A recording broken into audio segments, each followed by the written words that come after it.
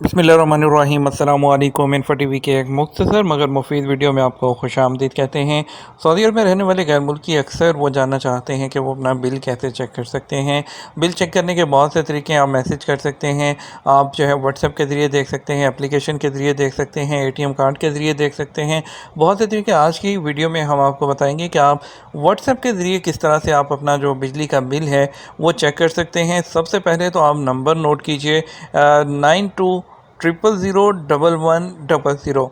आपने इस नंबर को सेव कर लेना है अपने मोबाइल में। ठीक है, अपने मोबाइल में सेव कर लेना है। आपने चले जाना है अपने व्हाट्सएप के अंदर।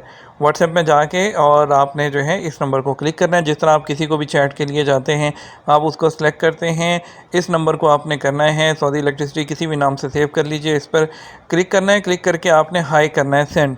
ठीक है, इस मैसेज इस नंबर पर 9200111100 पर और व्हाट्सएप में जैसे आप सेंड करेंगे आपको आगे से मैसेज आएगा कि choose 1 for Arabic, choose 2 for English.